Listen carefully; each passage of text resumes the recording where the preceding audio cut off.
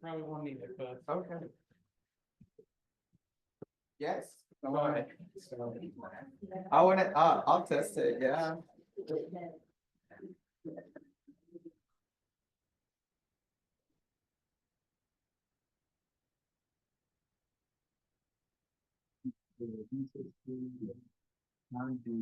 How much is your, It's not gonna be. I don't think so. Promises here. Okay.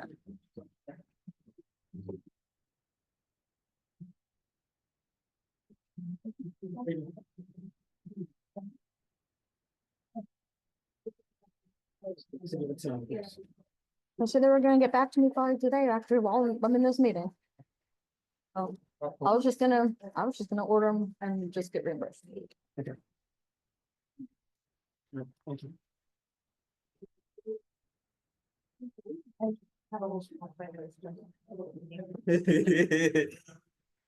Is that bad? That's bad, isn't it? That's it. I'm worried that the weather's keeping people from coming. We're supposed to keep on raining? I don't think so. But But that one goes there, that one goes there. Okay, now go grab microphone number one. Is this it? I think so. Number one? This is for a while. Yes. Okay. Turn it on.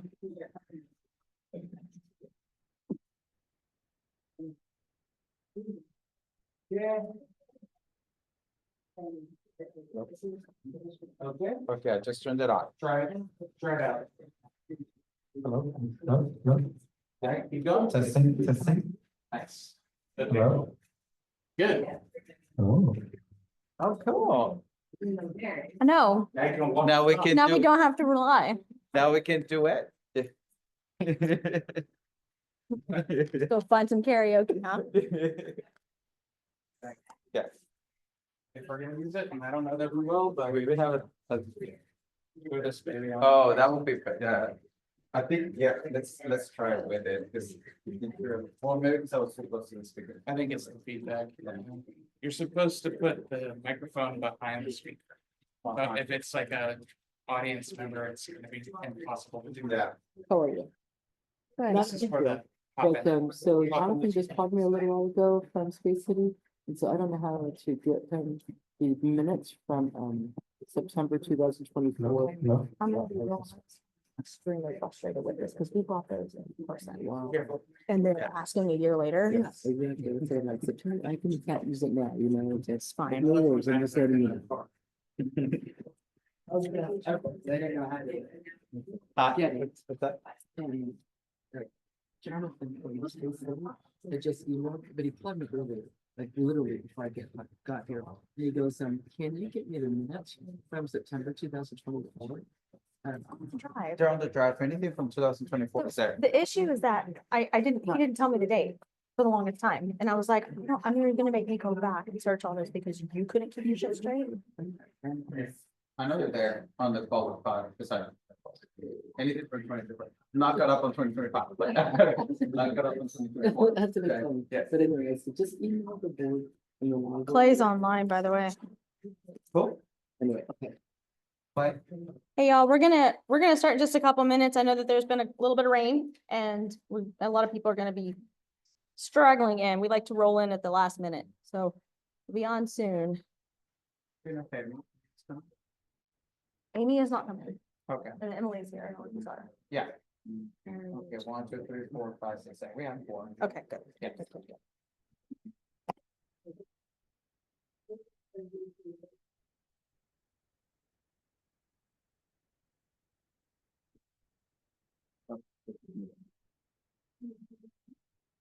What's it? It's muted. Oh.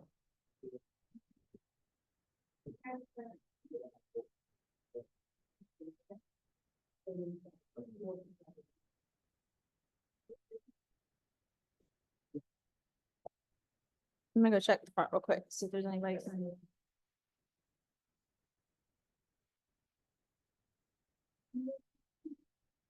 What's that? I work at, yeah, yeah, yeah. No. I like it, and yeah, really great place for kids and also for teachers, I think, to be a part of. Very welcoming. Yeah. I got exceptions. Oh, really? Did he end up going there? Oh.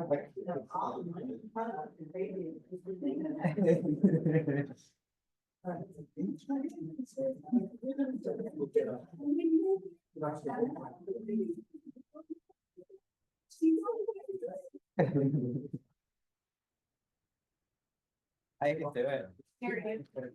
We are supposed to hear from Gold Park. They might actually show up a little bit later. It's fine with me. We're supposed to hear from somebody about hurricane preparedness. Supposed to hear from somebody about hurricane preparedness. I don't see that. Are they really outside? I don't see them. Okay, all right, No. show they show. Yeah.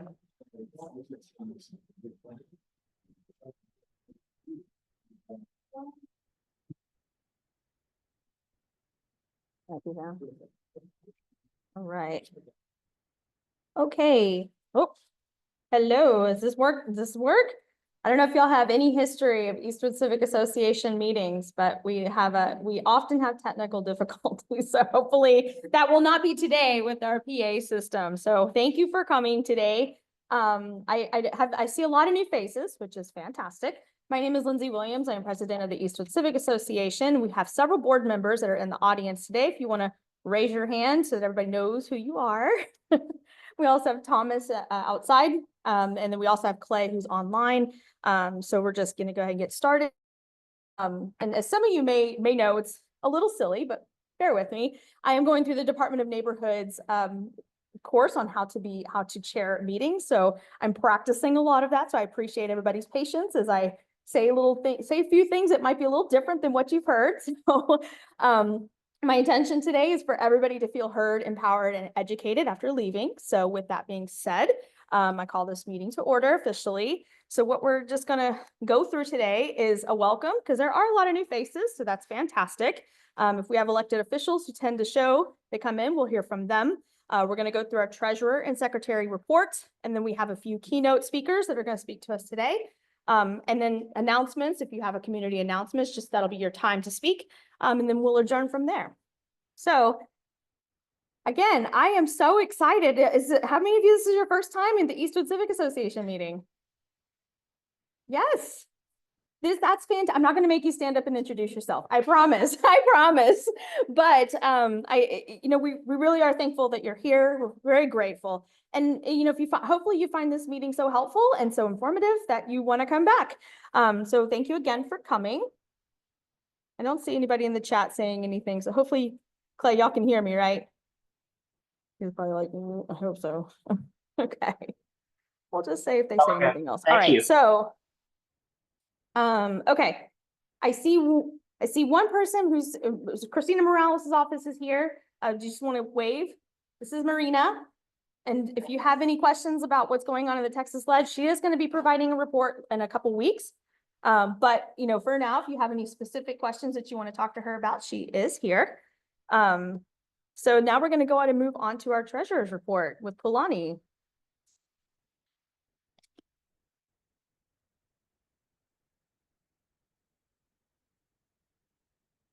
Good afternoon, y'all. Thank you so much for being here. Our current balance right now is $25,826.52.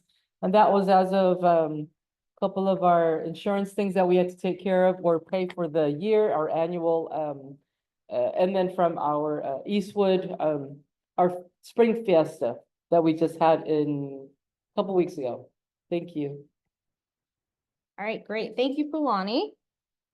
And then now we're going to move into our secretary's report with Ever. Yes, all right. Oh, go ahead. All right, good evening, everyone. I'm Ever Hernandez. So a few updates. No, this is from, oh yeah, no, this is the meetings from, yeah, sorry, I got confused. Yes, yeah, so the meeting, so last meeting, which was 2 months ago, back in March, we didn't have one in April. So we had updates from Houston Library as well as from Commissioner Edwards Garcia's office and Harris County Precinct 2. We had Secretary's and Treasurer's report. We had the principal from KH Elementary coming over to talk about open enrollment for all of our kids. We also have our friends of Columbia TAP talking about improvements, events, and engagement towards their organization. We also had Eastern District talk about the McKinney Street sidewalk project that's coming from Lockwood all the way to Dumble. And then we also had some information from the city of Houston, notice to abandon Polk Street. That was pretty much a little bit summed up of what happened last March. I don't have it. I think that's pretty much it. I don't think. Oh yeah, well, a few things. Just if you would like to sign up for one of our committees, feel free to scan the QR code or go to bit.ly/ECACMT. You can sign up to our beautification committee, our communications committee, train advocacy, all of our committees. If you log in, you will see all the options. It tells you which ones you would like to sign up to. And then once we get your information, one of the chairs will reach out to you so that way we can try to get into schedule and get updated about any of the things that have happened throughout the year, and that way you can start joining us and taking part of those. Yeah, and then also if you'd like to become a block captain, some of you can have someone raise your hand if you're a block captain here. Just raise your hand. All right, thank you very much, first of all. So if you're a block captain, you know that you're in charge in one of our green signs that you might have seen around the neighborhood, asking just to remind your neighbors about our meetings. So if you're interested in being part of it, these are the ones that you see in color right here on the screen. These are the ones that are kind of like our blocks that already have a captain. But if you happen to be in one of those, that's totally fine. Maybe we might need you because sometimes there are strategic spots where like people see this, passing by. Also, if maybe someone from some of the areas that are looking great here, those are the areas where we don't have any captains. And we would love to have some presence there too. Or if you happen to live there, that would be great. And if you have any questions about this, feel free to reach out to me after the meeting, or if you want to reach out to Kyle Rogers, our communications chair, he will gladly help you out on that one too. Right? Any questions? So really quick. Yes. So just to make sure we're official, we Yes. do need to approve the minutes. So I need a motion to approve the minutes for March 2025. Do I have a second? So the motion is to approve the minutes for March 2025. Is there any discussion? All in favor? Any opposed? Great, motion passes. All right. Cool. Okay. All right. Thank you very much. Awesome. Again, thank you for all of that. I know the board's having a lot of fun listening to me practice and get it messed up and try again. So we're just going to keep on going. So we do have a few people that are going to be speaking today. First is our Houston Permitting Center. And I know that Gold Park is probably going to be showing up in a little bit to talk about their progress there. And I know that there's been some weather related items. So hopefully our team to come talked about hurricane preparedness will be here, but we will start with the Permitting Center.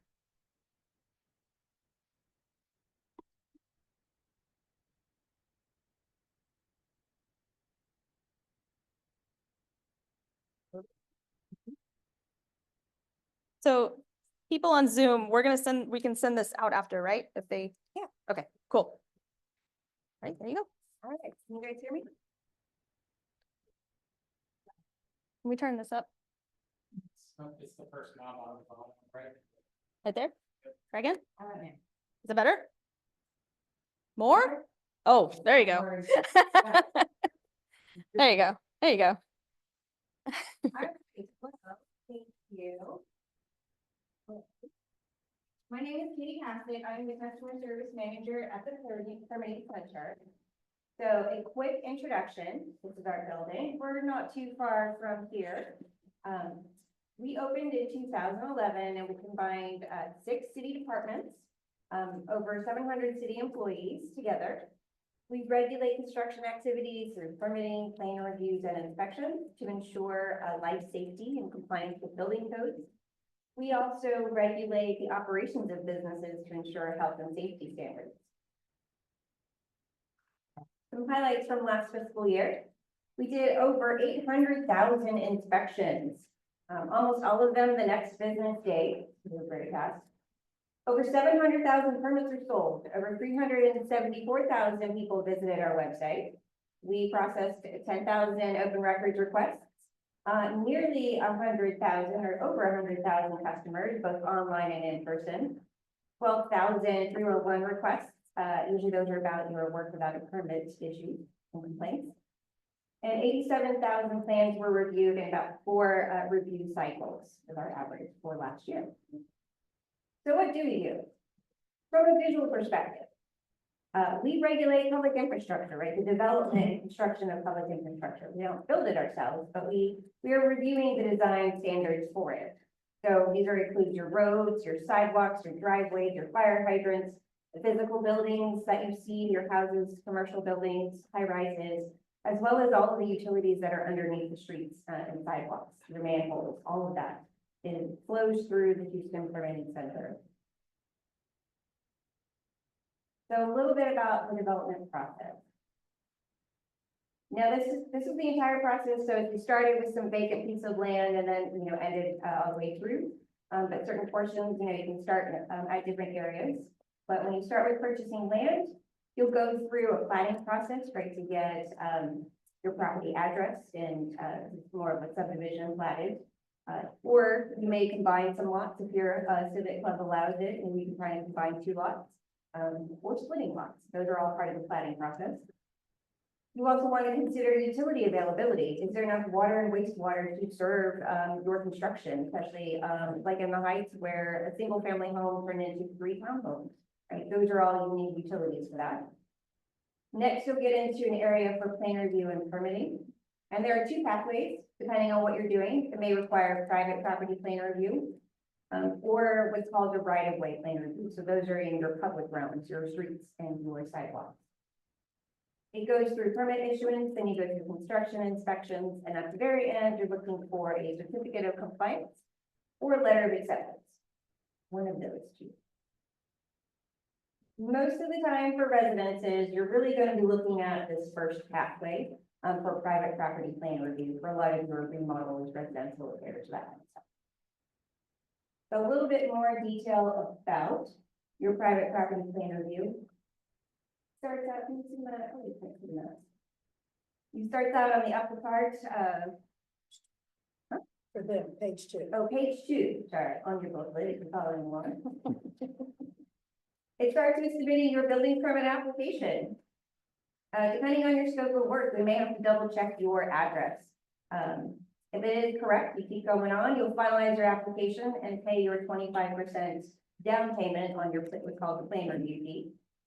You'll submit your drawings and documents to the city, and we'll first check it to see, is it complete? If it is not a complete set of plans, we will return it back to you. Until you did submit it and it is complete. When it passes that completeness review, it then gets assigned to one of many potential disciplines.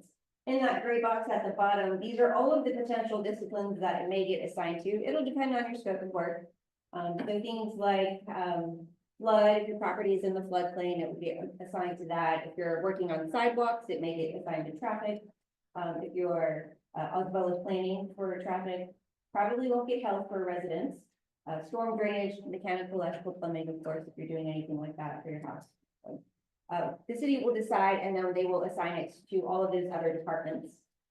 It is done electronically, so that way all of those assigned departments get that right away. Then we'll check, are your plans approved? Did every single district plan get passed? If not, it returns to the applicant for corrections and it sort of restarts that cycle. If it did get approved, you will pay the remaining 75% of your permit fee plus any other permits that may be required. For example, like your flood permits or your sidewalk permits. At that point, after you've paid, your plans get released to you, and then you get to build construction, begin construction and inspection. So a few tips before you do begin when you're planning a project. First, consider some legal questions. Since you are at a civic club meeting, review those deed restrictions for your civic club. They may have their own process about what they can or don't allow. Styles, sometimes they require maybe a fence style or certain types of home styles. So do look for that first before you submit it to the city. Another thing would be looking at HCAT to check to see if there was any potential unpermitted work. So look at the history of HCAD. Did the square footage increase? And was there an open record? You can do open records for, was there a permit for that change in square footage? So look for any types of red flags, right? That may come up because as the homeowner, you take on all of your responsibility. Even if somebody did it incorrectly in the past, it's your responsibility to bring that back up to code. So do keep that in mind. Check for utility availability, again, depending on your scope of work for water and wastewater availability. Floodplain requirements. Is Eastwood in the floodplain? Do you guys think? I think so. Okay, you guys are lucky. If you are in the floodplain, there are some restrictions on how much you can repair your house or renovate your house. It has to be under 50% of the market value before you are required by the city's development ordinances to do mitigation, which is typically elevating that house, right? You go see houses that are 5-6 feet up in the air, right? That's the kind of substantial rent improvements that gets triggered. So you have to stay under that 50% value. Plating, if you're changing the use, setback requirements. This step comes into play sometimes if your neighborhood has carports that have been grandfathered in. So for those that have been grandfathered in, they may not be able to rebuild to full setback requirements. And then any other survey and property lines. So making sure that you don't, exceed those boundaries and that you can fit whatever you need to fit in that proposed location.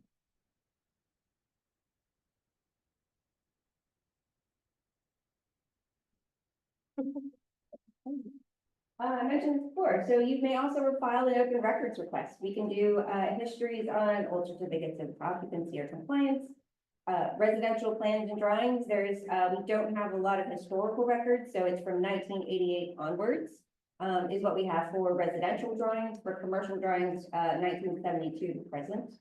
There is a little bit, I think in 2001, 2002 that we don't have because of Tropical Storm Allison. We lost a fair amount of plans for that flooding. And any other construction, inspections, history records, permit histories, any of that, you can file an open records request. This is the link for the whole city of Houston. So if there are other things that you're interested in, that's the same link that you're going to use. It's called GovQA, the portal. So for homes, what doesn't require a permit? You can build detached sheds or accessory structures up to 120 square feet. Wood and metal fences up to 8 feet in height. Doesn't require permits. It can't be electrically energized, so like no gates allowed with that. Painting, tarping, wallpapering, tiling, carpeting, cabinets, countertop repairs and replacements. You can replace your gypsum board. You may know it as drywall. That doesn't require a permit as long as it is not part of a fire rated assembly and it's up to 100 square feet. Fire rated assembly is the wall, if you have an attached garage, the wall between your garage and your house, make sure that it can stay safe up to, I think it's an hour before a fire spreads. If you have a townhome that have its connecting walls, that's fire rated assembly between those two walls. Permit isn't required for exterior wood, fascia, trim, soffits repairs for up to 120 square feet. Roof coverings up to 100 square feet, swings and other playground equipment. A window awning that is up to 54 inches in projection and it can support itself. It doesn't require additional support. And detached decks up to 200 square feet. It cannot be higher than 30 inches above grade and it cannot serve an exit door. For a full listing of exemptions, you can look at section 105.2 in the 2021 International Residential Code. It is on our website as well that you can find that. What does require permit then? All electrical, mechanical, and plumbing work requires a permit.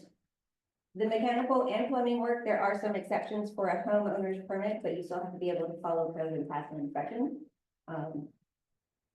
Not always, depending on your job, but we do find typically that the homeowner frequently ends up having to then hire a contractor themselves. So just up to you. That's still your option. Non-exempt structural repairs such as replacing windows, exterior doors, rafters, and damaged studs requires a permit. Additions, remodels, and new construction, garage conversions, and sidewalk driveways, curbs, and gutters. These all require permits from the city. We can purchase it. So the building permit, you may also hear it called a structural permit or a 13 permit, can be purchased by the homeowner, an agent, or a contractor. And please note, the city of Houston does not regulate contractors. Anybody can be listed as a general contractor. There is no screening required, so do your due diligence. Look up the Better Business Bureau, look up for complaints, items like that. The trade permits do require or can only be purchased by the licensed contractor. So those are electricians that are registered with the Texas Department of Licensing and Regulations, your mechanical contractors as well, and your plumbers. They all have to be licensed by the state and then have to register that license with the city of Houston. But who owns that permit? You do. As the homeowners, you own the permit regardless of who applied or who paid for it. You may change the contractor at any time on that permit. You may also change the architect or engineer of record for those plans. However, that may require a revision through plan review, but you are allowed to change that. The city of Houston will not get involved in any disputes between your contractors. So as you're trying to change it over, they're holding any plans, et cetera, like that, we won't get involved in those disputes. There is a form called the name and address change form for doing that. So getting started, getting ready for plan review. On our website, this is the link for our website for residential plan review. We have different tabs for new construction, new homes, as well as additions, remodels, and repairs. And some of those specific links that you want to look out for. We have a residential permitting 101, and that dives more deeply into the plan review requirements that you need to submit. We also have the prerequisite checklist for all of the forms and attachments that are required in that plan submittal for completeness. And we also have a list of common plan rejection comments too. Hopefully you can avoid getting those corrections the first time you submit. Again, you don't have to be an architect to submit those plans. It just depends on how much you're wanting to learn about code, if you want to do the plan review portion yourself. We also have some help guides for how to apply and submit your plans online. We have two systems. First is iPermits. That's your application and payment system, and Project Docs is the electronic plan review system. We have a user guide that's very detailed, but if you prefer videos, we also have a YouTube channel with lots of instructional videos on how to use that. And finally, a new service that we have, we're reopening one-stop plan review in person. These are a lot of your home repairs, small remodels, alterations, repairs. So you don't have to do the online plan submittal process. You can choose to come in person. It may take you all day to sit there, but for any of those smaller projects, you can then walk through those paper plan reviews in person for us. It is available Monday through Friday, 8:30 to 3:30. So please spread the word. It's been a little lightly attended. So you submitted a plan or you hired an architect to submit your plan. So how do you track it? We've got on our website homepage a little box called project status. You will have an 8-digit project number that you can use to track that plan review status to see is it with us or is it with your architect? Who's rejected it? Who hasn't rejected it? Same thing with your inspection status. Has it been scheduled? What are the comments on that? You can use those two buttons to enter your project number and track that request. There is also a report called the Plan Submittal History Report. You can actually see like the number of days that it's taken the city to review that plan, as well as how long it's been with your contractor too. We also have a full permit search. It is a rolling 3-year search that's available by project number, project address, owner, occupant, or project type. On there, then you can find it under our resources tab. And this is what the page looks like. Yes, it is blue. It's quite old looking. Some tips for submitting or searching for projects. For street type, use the abbreviation For your street type, don't put in the whole word, so if it's avenue, just type AVE. For directional streets, use the abbreviation, so N for north, S for south. And freeway names can often get a little tricky, North Freeway, not I-45, IH-45, or Katy Freeway, not IH-10. But when in doubt, try multiple spellings. So if you don't know your project number, you can use the solar permit search to kind of get that information for you.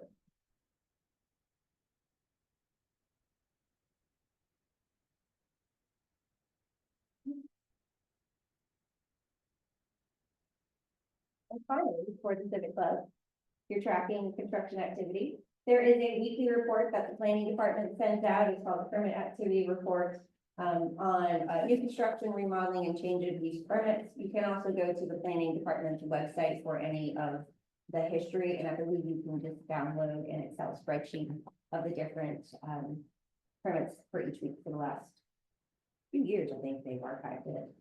So it is a weekly report. You can track your zip codes. All right, so if you suspect your neighbor is working without a permit, please report it to 311. There is available, you can call, you can do it anonymously, you don't have to leave a name.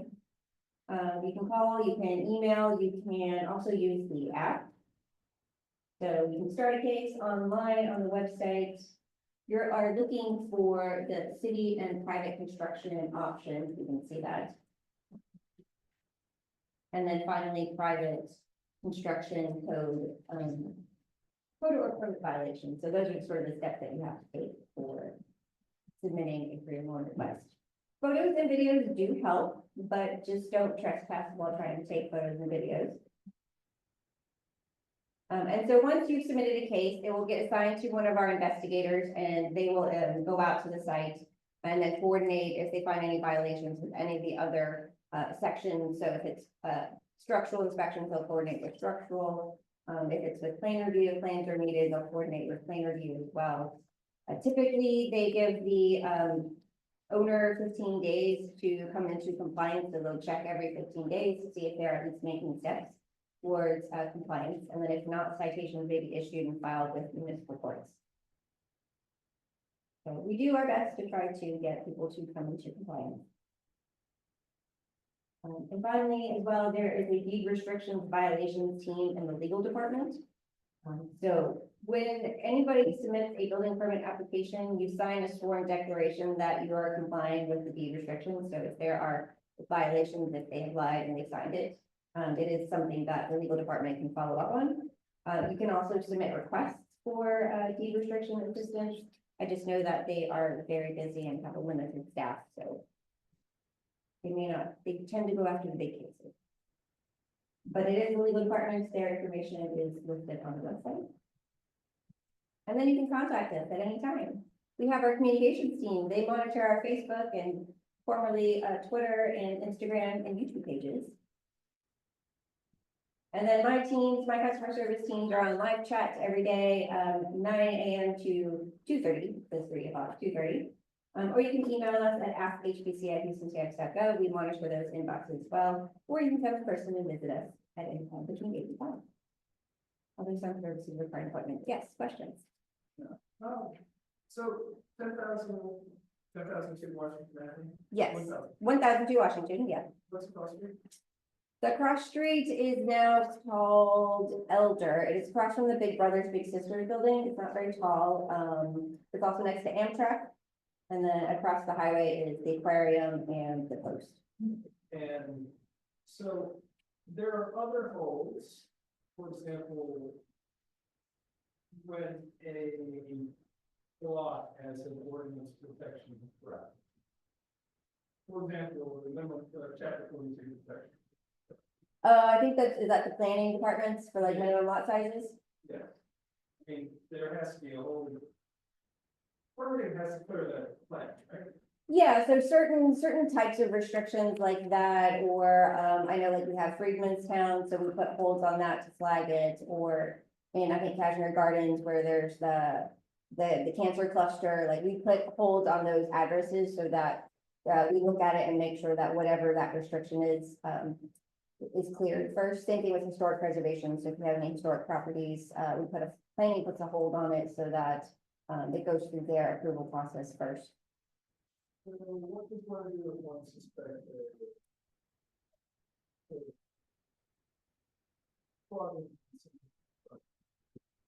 They submit it to 3-in-1.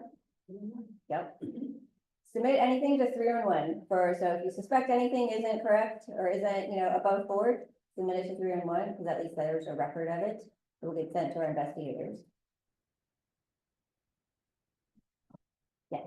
What happens to red tanks? Hurricane Barrel blew part of my fence down and part of it was leading into the sidewalk. And I got red tape for that, so we had somebody come and they just tied it up and hopefully replaced until it's alive. But that's another story. But as far as I know, the city's never come back. That was like 9 months ago. And I just kind of figured they forgot about it, but do I have to report that it's not leaving the sidewalk anymore? If you would, you can always leave your contact information. We can look it up. I'm not an inspector, so I don't know which team exactly was the one who had issued it, if it was our just sort of investigators or Department of Neighborhood. It can be a number of different teams, depending on that. I got another question. Since you license electricians and plumbers and things, what if there's somebody that's like really not good? Like I had a plumber who was literally so drunk, he was not able to stand upright. And he literally nearly burned my house down. The wires that he connected were singed when I finally got Abacus over there. Would that be something that you would want to know about? We don't do that, so I would report that to the state licensing board. So for, you said the plumber or electrician? The electrician. Electrician would be through the TDLR, so the Texas Department of Licensing and Regulation. Okay, I got one more question. Well, I got another one. It says that all electrical and plumbing needs to be permitted. Like when Abacus comes to my house, they just fix the leaky faucet or the bad DIY job that I did on electricity. So your single trade permits like that are available online pretty much instantly, so they're generally buying a permit ahead of time. I got a question over here. Yeah. I think I need a microphone. Go ahead.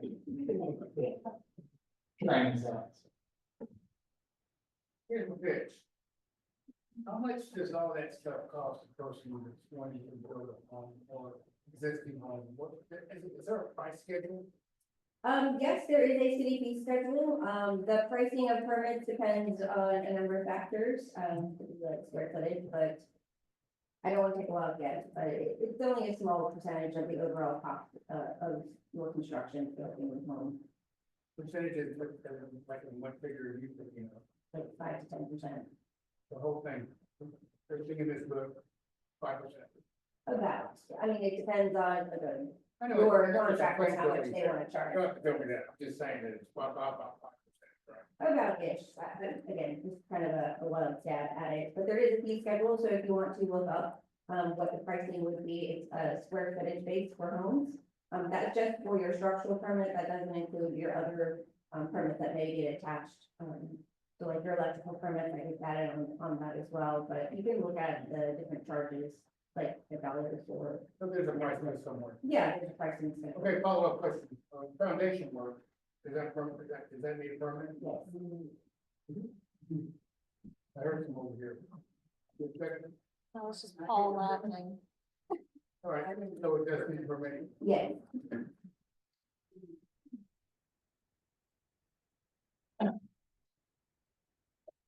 Can you hear me? Yeah. Okay, you stated earlier that you don't need to have an architect to draw your plans if you are willing to pull and whatever.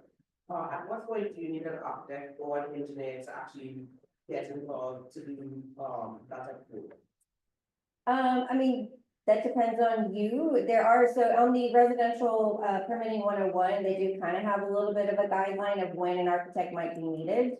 But if you're building a new home, I would get an architect or an engineer. Same thing with like certain structural elements. You could do it, but you would still need an engineer to seal it and sign off on it. So it just sort of depends on.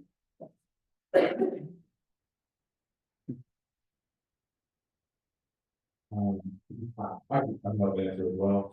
Once the project's construction estimation cost exceeds 50 grand, that's when you need, an architect to sign off on accessibility and life safety and all of that good stuff. Maybe not necessarily for residential, definitely for commercial, but usually it's a cost estimation that kind of triggers, you need the architect's seal, but most of the time, like foundation work, and all that, it's a structural engineer's seal that you do. So.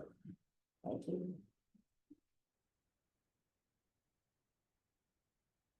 So I have a question. So I'm a realtor and there's a house that my client is interested in. When we pulled up to the house, there, it was permitted, it was red tagged.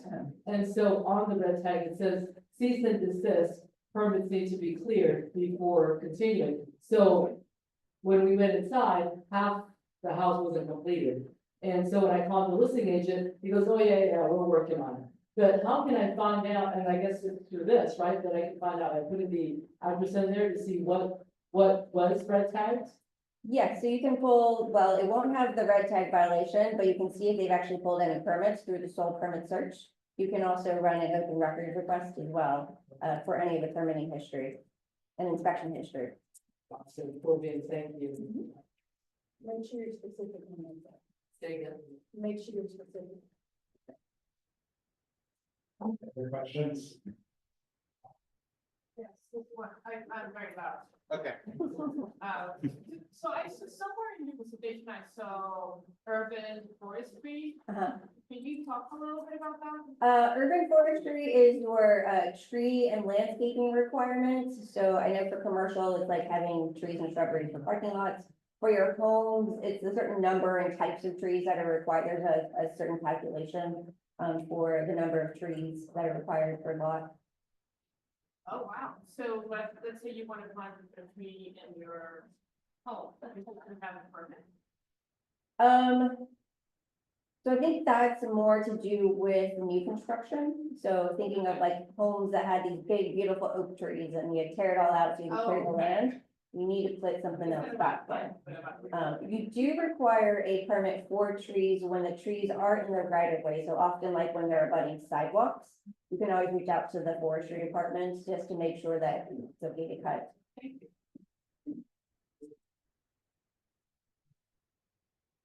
Any other questions? Oh.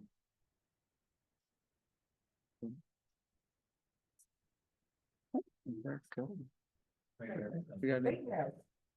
Rain barrels. Yeah. And getting a rain barrel or compost bin, we're having a sale right now for the Green Building Resource Center until May 14th. And then the pickup event is on May 24th at the Permanent Center.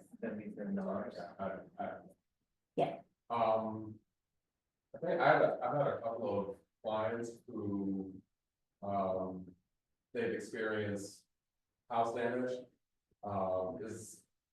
And during the remodeling and reconstruction process, they got the red tag. Even though they're not adding anything, they got reported on. Even though they're just trying to reconstruct or rebuild from hurricane damage. I was curious if there was any,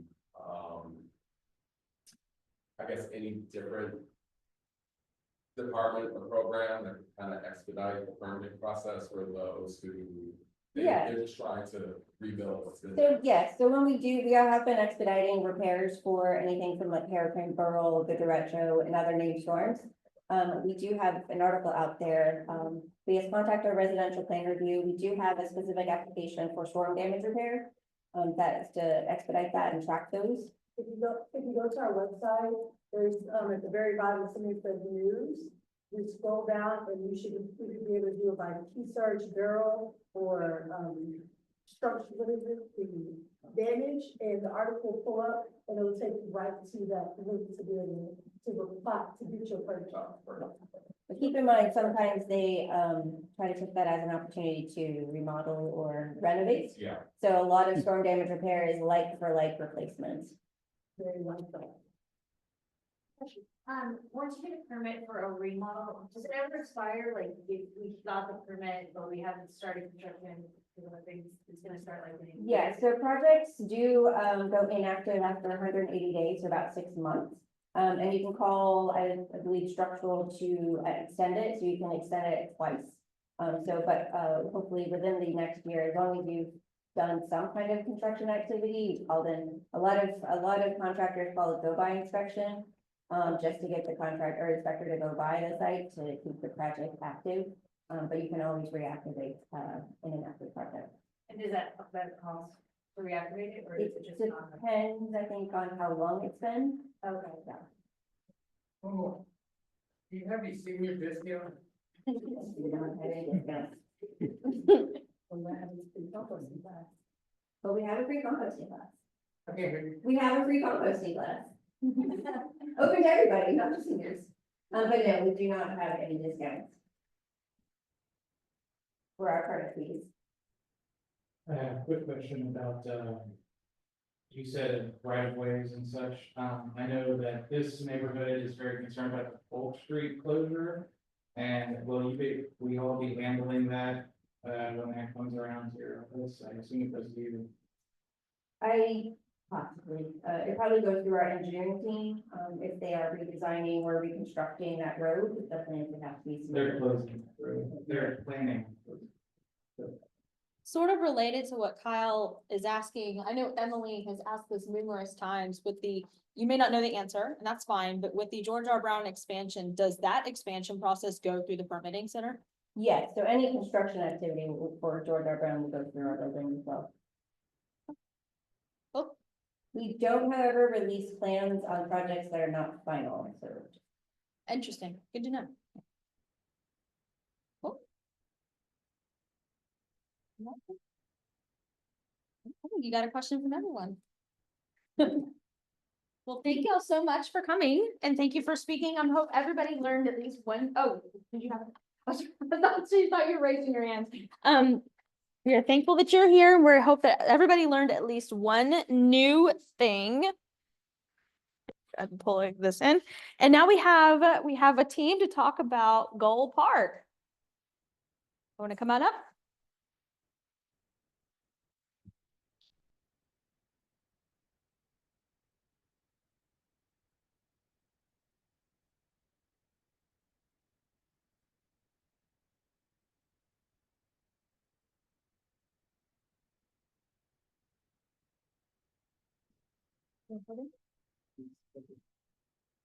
Sure, HDMI cable.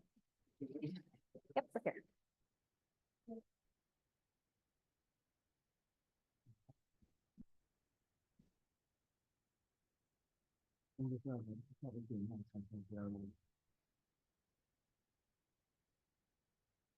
Something you can share with me real quick? Sure. Because I can pull it up online. Yeah,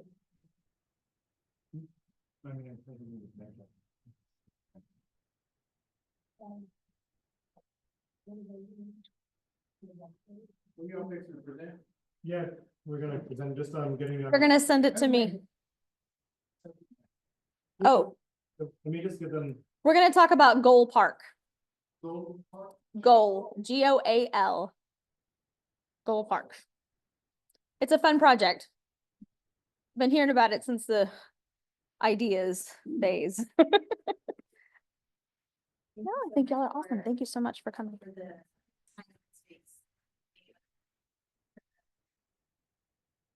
If y'all want to leave a few of those booklets, that'd be fantastic.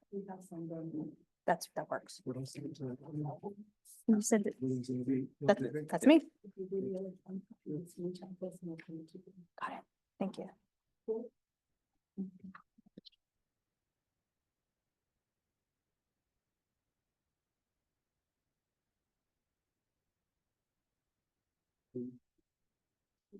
That's okay. These things happen. Thankfully, we have a really awesome residents and neighbors, so.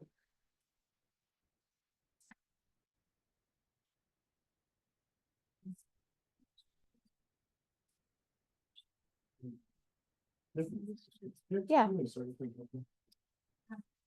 Hi, good evening, everyone. My name is Maria Duran, and I'm actually one of the advisors for the Gold Park Foundation. Hi, how you doing there? I'm with the Gold Park Foundation. My name is Omar Kigundu.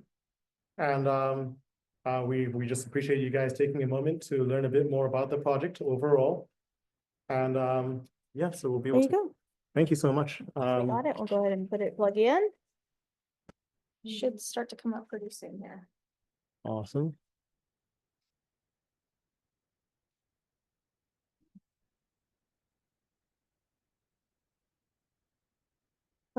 Okay, sorry. It's okay. It's a mag. Sometimes these things act up. All right. There you go. Awesome. Well, thank you guys so much. As shared, my name is Omar and this is Maria Duran. And we're going to talk to you about Gold Park. And Gold Park is really a new concept and a vision to try and transform basically East Houston. And it starts with a concept for a linear park right by the Houston Dynamo Stadium. And the whole idea here, of course, is to be able to introduce a vibrant, attractive destination to East Downtown Houston on the Columbia Tap Rail Trail. And we're just focusing on the first mile right from the Dynamo Stadium to McKinney Street.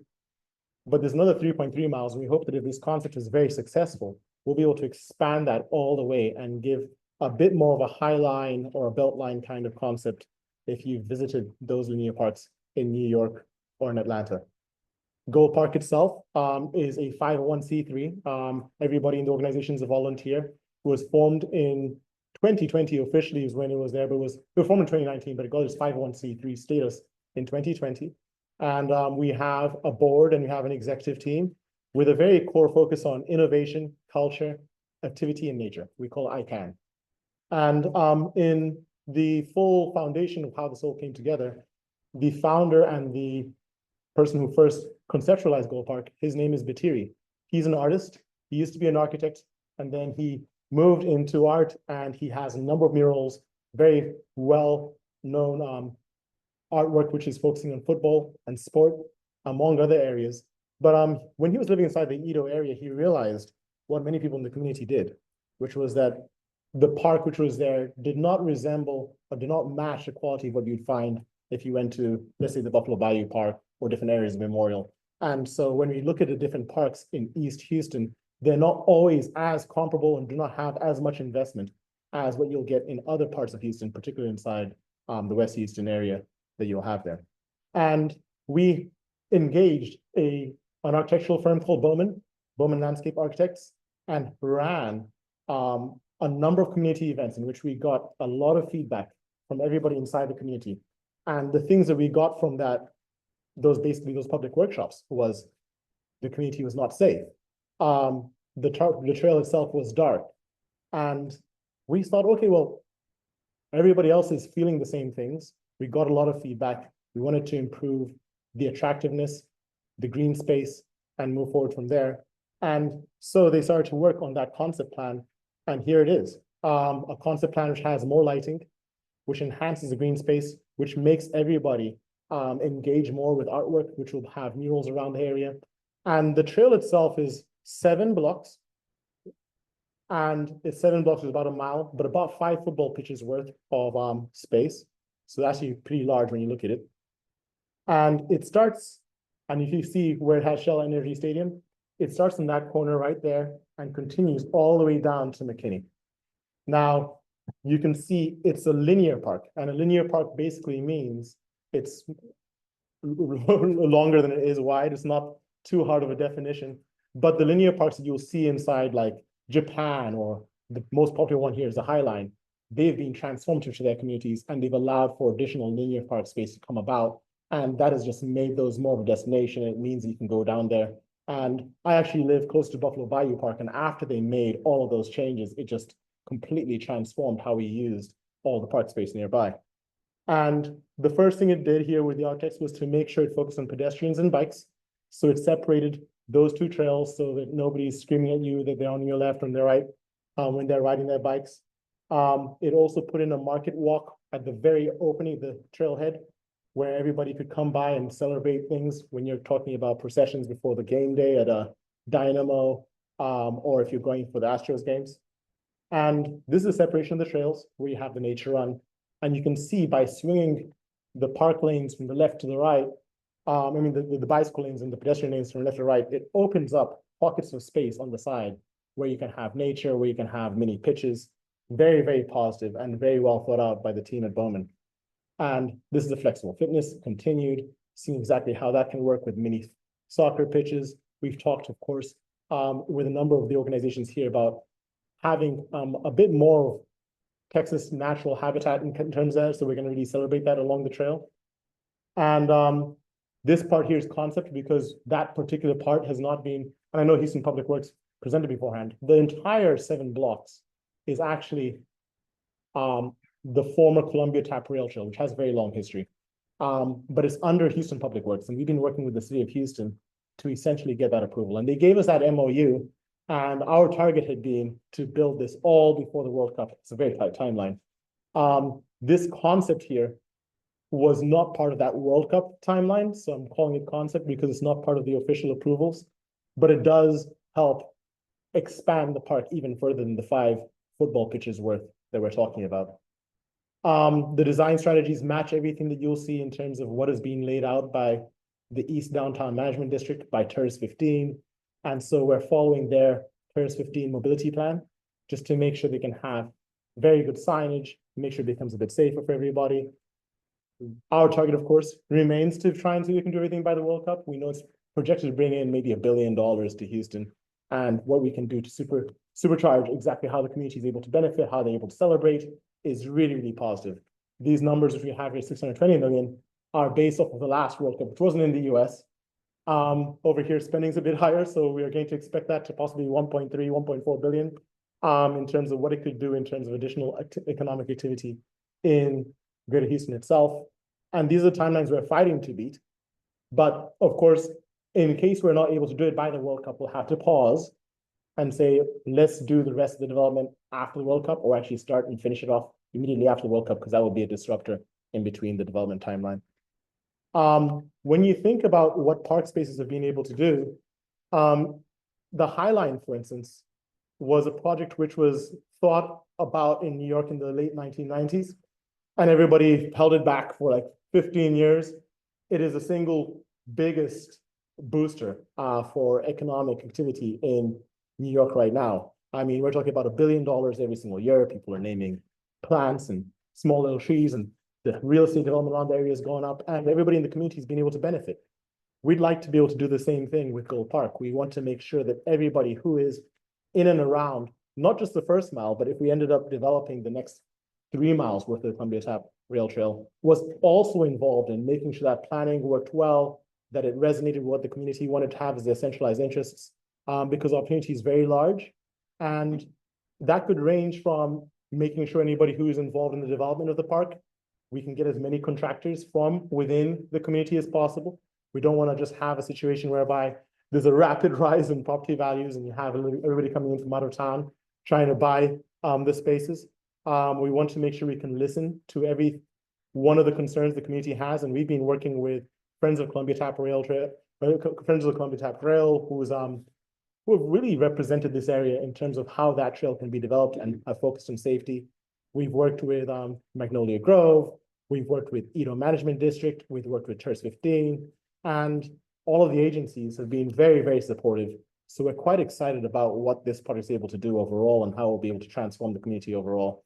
And our aspiration today is to learn a bit more about how we might be able to collaborate with the Eastwood Civic Association, how we might be able to use this opportunity to celebrate a bit more of the culture of the area and the surrounding neighborhoods, and what ideas you might have and what ways we might be able to collaborate in trying to make sure we can get the word out about what we're trying to develop here.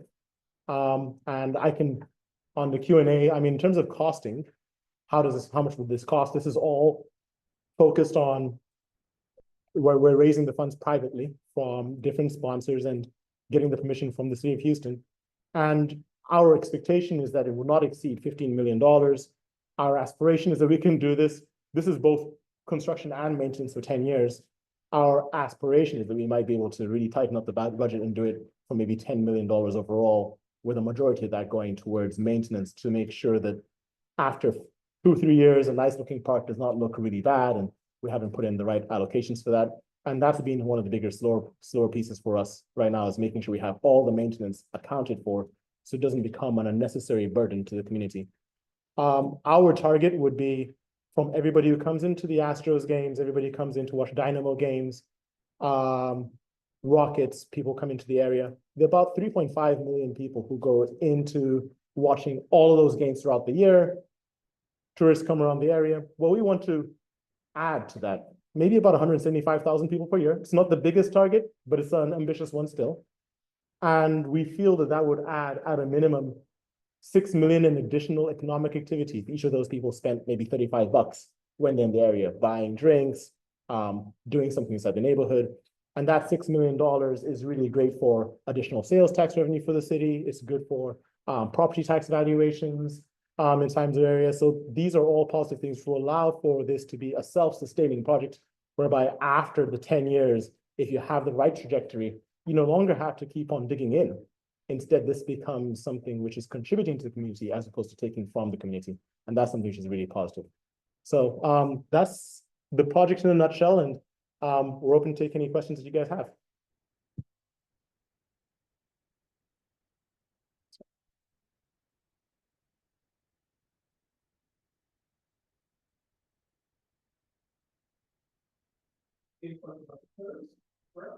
No, this is we're looking to raise all of these funds privately. So we're looking at private sponsors to get the funding in, and our focus had been to get the funding just for the parks development, but we never factored in the maintenance. The city has asked us to also go ahead and factor in that maintenance, and that's increased the cost somewhat because maintenance is costly. And our aspiration is that from all the different parties in Houston who have given a lot to Herman Park, to Memorial Park, different businesses who are involved inside this area, that we'll be able to raise that amount without too much challenge. The official and conservative amount that we have for the park itself is $7.2 million, but we put in a lot of wiggle room, probably about 30% in wiggle room. So we are hoping that we can do it at the original costing of maybe just under $5 million. And then we want to put in maybe another $5 million in reserve for park maintenance. So you have $500,000 a year for 10 years. If we can do the park maintenance at a much lower cost, of course, then you don't have to have as big a reserve. We're just getting the bids in to see how much that park maintenance would cost us, and we're moving from there.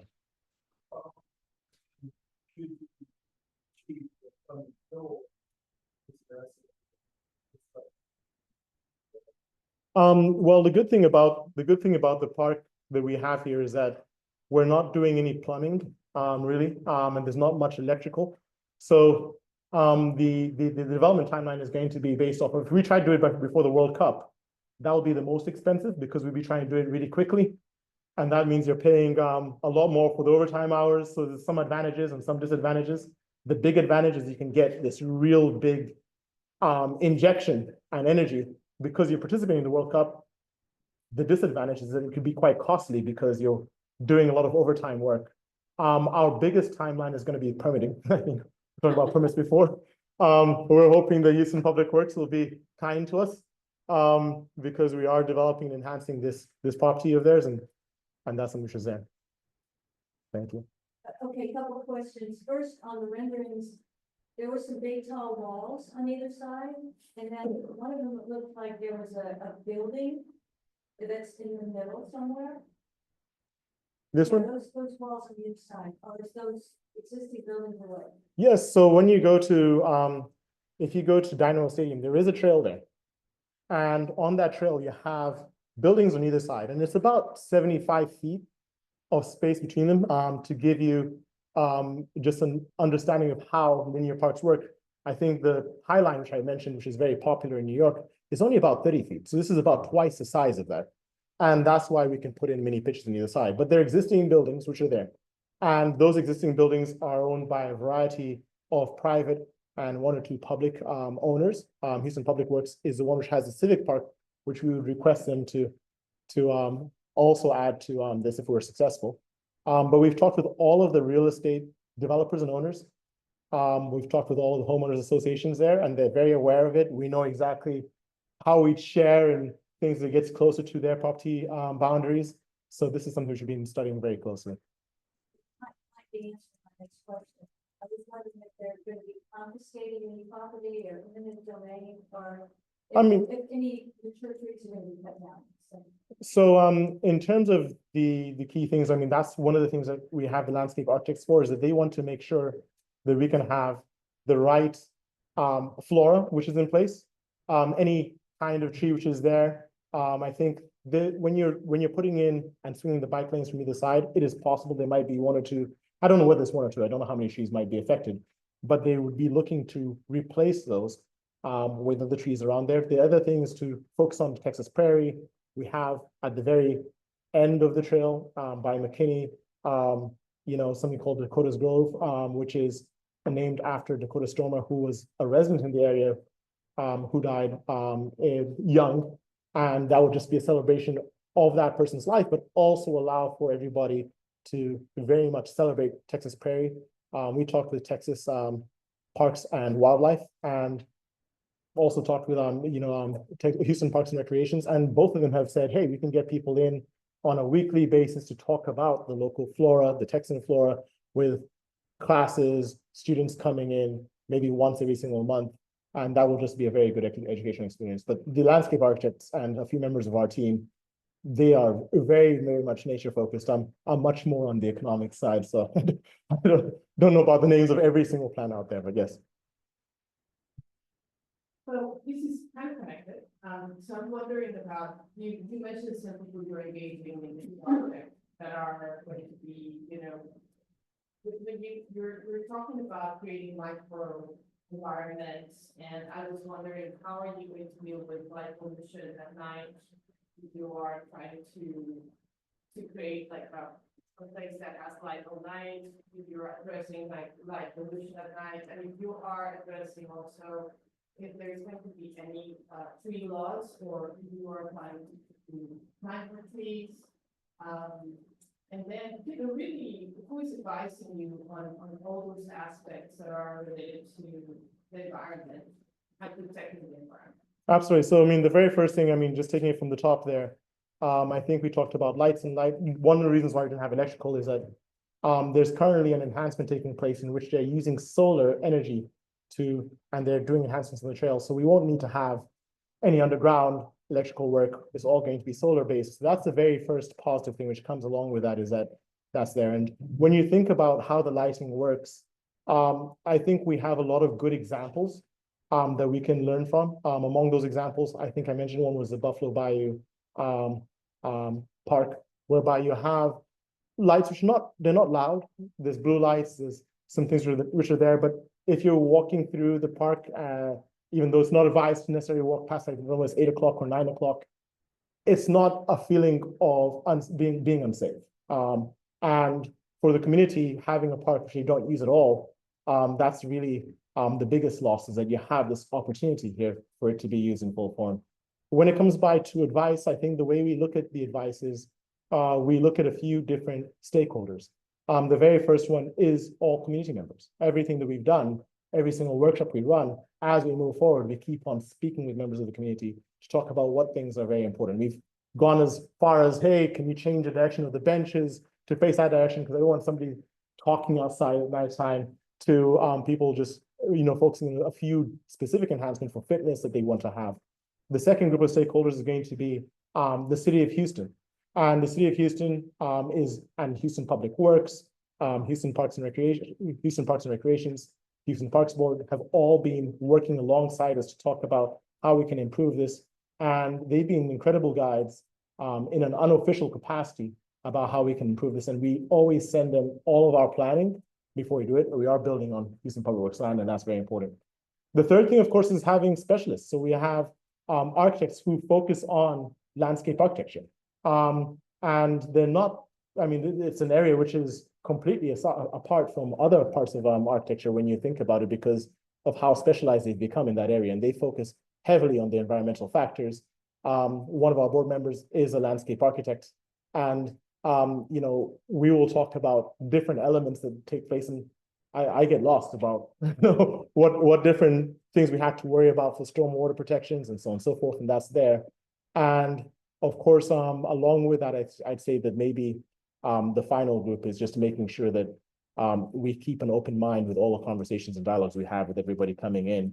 We don't have any specific environmental organization that works with us, but the communities who focus on landscape architecture and on parks, it's a very close-knit community. They all know each other. They know whether this person knows what they're talking about. So we can be guided by all of those factors. So first, let's say thank you for coming out today, because I think it's very important for you to get community involvement, and it really actually seems like you are interested in getting community allies and community engagement. So first, thank you for that. Second question, well, first question would be, how much funding have you already raised? Yes, in terms of commitments, we had, for the construction part, we're at about 40% of that overall commitment. And the other one was backlogged on whether we could get all the maintenance in place. Of course, nobody wants to give you the funds if after 4, 6, 7 years, the park that they contributed to doesn't look very nice because the maintenance is not being very good. So we understand a bit more now. Initially, we thought the city might be able to maintain it, but knowing that they cannot guarantee that maintenance, we have to lock that in. If we lock in the maintenance, which is not small, it's anywhere between $3.8 to $5 million for 10 years, then we'll probably get the remaining $3 million without great difficulty. But there's a natural and shared concern among the board members, among the city of Houston, the community members, and anybody giving in funds that if you're going to put the park there, it's great to have it, but we want to make sure that it maintains that level of quality and actually gets better and better as the years go along. And it's just not something we had initially projected, and that's been a bit of a slowdown for us. The second question is, with the world being like June of next year, when do you think is the last date that you'll actually break ground for you'll actually able to get any part of this park completed before you? I think we'd want to break ground probably by some point inside the fourth quarter of this year. And as I mentioned, since we don't have any plumbing and since we're relying on solar, that's important. But because that solar project is taking place right now, you could get into each other's way. So we have to be very careful about that.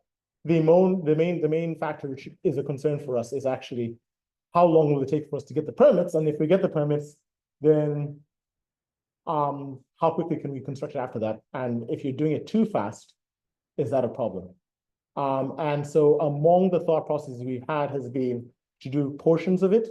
Let's say we do the first 3 blocks and then wait for the rest of the World Cup to come through and then do the remaining 4 blocks after that. And so that's a consideration which is there. It does increase the costing because you're bringing people out 2 times, but it is a consideration we're taking at a very high level right now. My question is about safety, and my first comment is, in New York and Atlanta, do they have a homeless problem up there with this concept? And second part of it, is it monitored by video 24 hours? I don't know that there's any video monitoring planned right now, but what I can say is that I mean, I think among the things that people have talked about when it comes by to parks being used and fulfilling an image which everybody wanted them to have. Number one, if the park is clean, it reduces some of that. And interestingly enough, we have every single month we go out and we clean the existing trail right now. And since that started happening, we kept on seeing on a weekly basis, and monthly basis, that actually the trash has reduced because everybody's like, oh, well, it's a bit clean. I don't want to just throw this around there. Number two, if it's actively being used, actively used parks, you have a reduction in that area because, you know, nobody who's there wants to sleep in an area whereby it's always has a bit of activity. And so that's something there. And the third thing, of course, is if we can really make it an economic driver for the community, we believe that that's going to make it an interest of the Edo Management District, of Precinct 1, which has already endorsed the project, and of Tourist 15 to all say, okay, well, they do get every single month or every single 2 months, they get calls saying, hey, can you add members of the force, to come by and monitor X, Y, and Z. I think people were taking catalytic converters from cars at some point 2 years ago. I don't know what it was. But these are things which would be helped because you have an enhancement in the tax revenue because you have an improvement in activity, economic activity inside the area. And I think that all those factors would contribute to reducing that as a concern.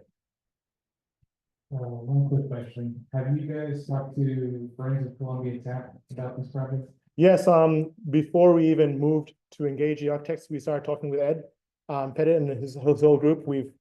We've done a number of joint sessions with them. What we understood and what we always want to do is make sure that the community is heavily involved in giving shape to what this park looks like. And Friends of Columbia Tap and Ed were the most engaged group at the time, and so they've been very helpful.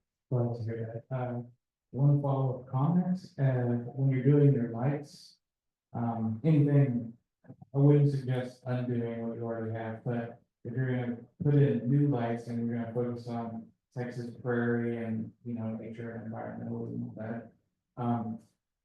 One thing that is good for that is bird-friendly lights. And what does that mean? That just means lights that do not point into the air.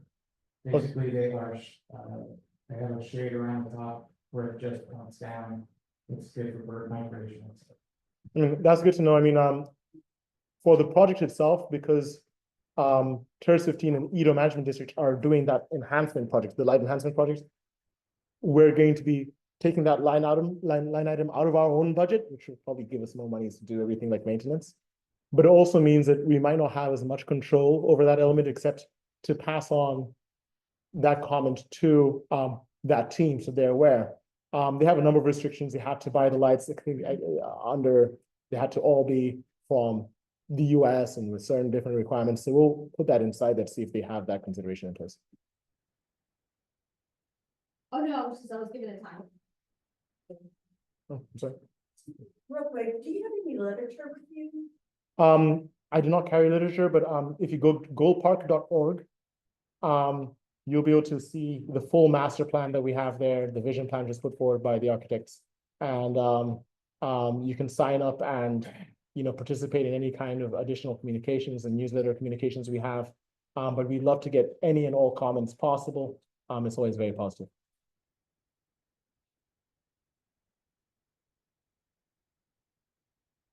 Well, thank you very much for coming. We appreciate you sharing the vision. Thank you.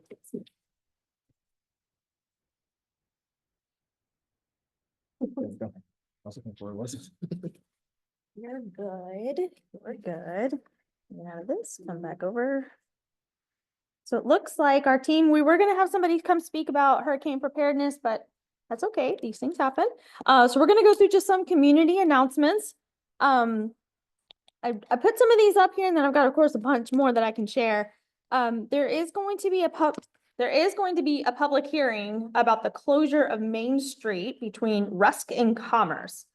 So this is something that is happening and they're going to do a hearing about it on this Wednesday at 9 a.m. You do need to sign up to speak if you do want to speak, but you can go to the hearing. And so this is to expand the pedestrian promenade that currently exists. So I'm not sure if that's something that you're interested in or have a concern about, just letting you know about the hearing that is happening. If you don't need to attend in person, they should be online. So you should be able to watch that through City Council public session. I'm sorry, not public session, the City Council meeting, which is on HoustonTexas.gov. On Wednesday also, we have conversations with Chris Hollins. He is going to be at Baker Ripley on this Wednesday at 6:30 p.m. Yours truly will be there because I always like to know what's going on with the city. Also, we have the Salsa de Mayo Festival that is going to be this Saturday, and I encourage everybody to go to Finca Tres Robles at 5715 Canal Street from 10 a.m. to 4 p.m. If you got a great salsa, you should enter it into the contest. Otherwise, it's just great fun to go. It's a little bit small, so I apologize, but I try to give you all as much information as possible. And if you want to take the moment to scan that little QR code, this is to give Sally Alcorn, which is Councilwoman Sally Alcorn at large, position 5, and she chairs the budget committee. And so in this survey, you are going to give the councilwoman your feedback about the budget. I highly suggest each one of you do this because these are your tax dollars and you should get a say in how they're spent. So I'm gonna leave this up for a few minutes so people can get get to the form so that you can submit feedback. Just to kind of keep going here, the super neighborhood meeting is May 28th. We are gonna have the Office of Emergency Management come in and speak. So if that's something that you're interested in learning more about, feel free to come. We're also gonna have some people come to talk about CERT training. And so the CERT training program, we need about 20 people throughout the East End, and just trying to understand what this looks like. It's you get training, 8 hours worth of training, and you can be a part of the volunteer response team after major hurricanes and major storms. So generally speaking, it takes about 24 to 48 hours for FEMA to get involved. But as you know, as everybody knows, your neighbors are right next door. So it can give you resources on how to reach out to your neighbors, how to check in on the elderly, and things to do to help get your community in a safer spot faster. So if that's something that you're interested in, you can come to the super neighborhood meeting, May 28th at the Magnolia Multi-Service Center at 6:30 p.m. And just as an update, Councilmember Martinez did share this. Charter Street is going to be closed between Leland and Polk from May 3rd through the 10th. I don't know if that's a road that y'all are traveling, but it is just something to keep in mind. We are going to see a lot of construction and detours coming up, so just keep that in mind.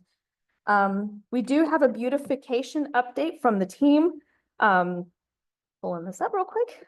So the beautification committee, which I highly suggest there's a lot of people who want to plant flowers and trees, highly suggest to get involved. We did have a plant exchange at our spring fiesta, which was awesome. We also had 12 volunteers plant Texas native perennials by the Lockwood Esplanade at Eastwood, the Eastwood sign, sorry. And they also planted an oak tree at Lockwood and McKinney. So we have 5 new street trees in the ground and 4 more street trees committed to local HISD schools. So that's something that our beautification committee is working through, is collecting trees, putting them in the ground. Because, if we get them started now and we take good care of them, they're only going to grow and just make our community more beautiful. And just as a really fun note for anybody who knows me, I talk about trains and I love talking about trains, right? The Houston Chronicle, I don't know if y'all knew, had put out this long series about the impact of stopped trains in our community. And we were heavily involved in that.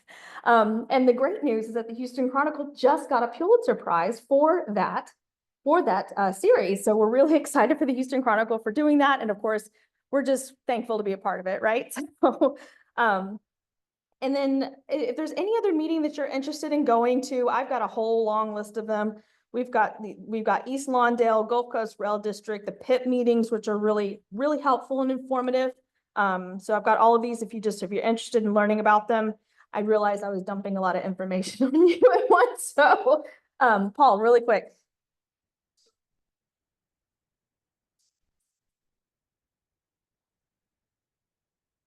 The Community Watch Program, I highly suggest you go to the South Central PIP meeting on the 20th.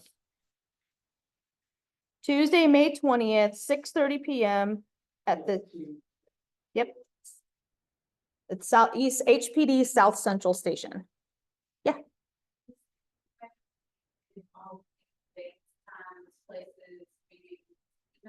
If you are on my super neighborhood list, you get it every single month. I also really, really try very hard to get if you follow the Instagram, I try to put like a weekly, upcoming events. So you want to follow that, or you just want to, I'm happy to forward you the email, happy to include y'all. I really put a lot of effort into it, but I also try to give you just some legislative updates, other updates that have been happening. Like we had our plant swap, we had the Mason Park cleanup. The Mason Park Conservancy also got the Arch of Time, which is a fantastic achievement. And so I'm happy to send this over to you. And as much as I can help educate the community, I'm here for it. That's what I'm all about. Okay. All right. Well, as I said at the beginning, my intention today was for everybody to hear heard, empowered, and educated. And I hope that you leave today feeling that way. And if everybody likes to be involved and wants to learn more, come on back and learn about things and get involved. And I look forward to seeing y'all soon. Thank you.